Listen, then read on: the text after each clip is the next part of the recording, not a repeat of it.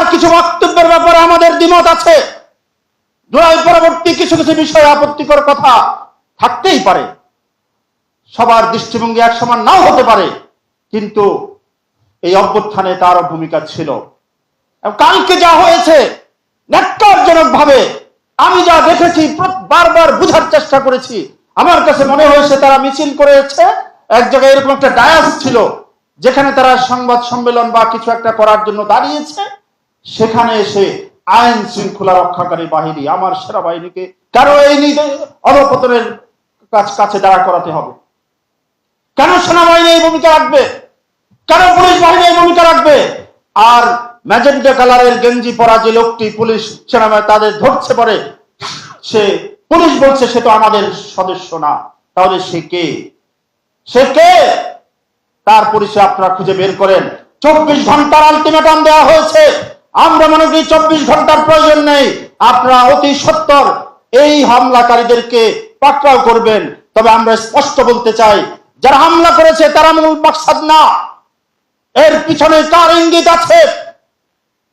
যতদূর থেকে অর্ডার আসুক না কেন, যত নীল নকশায় হোক না কেন, আপনারা জানেন হাজার হাজার কোটি টাকা দিল্লি থেকে বসে এই ফ্যাসিস্টের পলাতক সরকার যারা পালিয়ে গিয়েছে সেখান থেকে বসে ওই সালামের হাজার হাজার কোটি, এটা সালামের টাকা নয়, আমার গরিব দুঃখীর কষ্টে উপার্জিত সম্পদের টাকা এখান থেকে তারা পাচার করেছে, সেগুলো এখন বন্টন করছে। সেই বন্টনকৃত অর্থের প্রভাবে আজকে এই অস্থিতিশীল পরিস্থিতি তৈরি হচ্ছে। সুতরাং আপনাদের অনেক কোরবানি আছে, এটা আমরা জানি। সমস্ত রাজনৈতিক দলের কোরবানির বিনিময়ে এই জুলাই 24 সংগঠিত হয়েছে। 24-এর গণ অভ্যুত্থানটা একটা পূর্ণতা পেয়েছে। পিছনে যদি এই সাহস যোগানো ভূমিকা যদি না থাকতো তাহলে হয়তো এটা সম্ভব হতো না।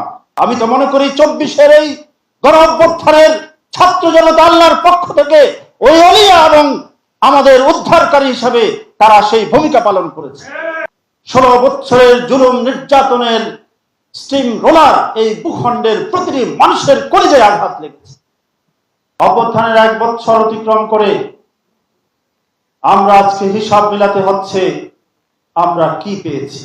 যারা বারবার ক্ষমতায় এসেছেন, নানা ধরনের সুন্দর সুন্দর বলি তারা দিয়েছেন, নতুন বাংলা, সবুজ বাংলা, সোনার বাংলার কথা আমরা শুনেছি, সবকিছু ব্যর্থতায় রূপান্তরিত হয়েছে। জনমানুষের প্রত্যাশা বিন্দুমাত্র পূরণ হয়নি। কেন এত ভাগাভাগির প্রয়োজন হলো? রুটিটা তো থাকতে হবে, তারপরে না আপনি ভাগ করবেন আর খেতে পারবেন।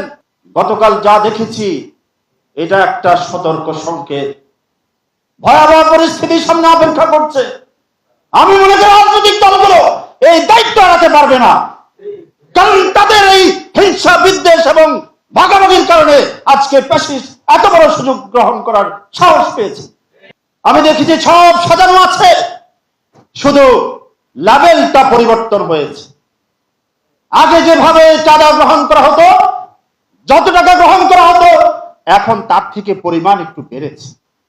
মানুষ পরিবর্তন হয়েছে, শুধু গ্রহণকারী পরিবর্তন হয়েছে, পরিমাণ একটু বেড়েছে, কমে নাই।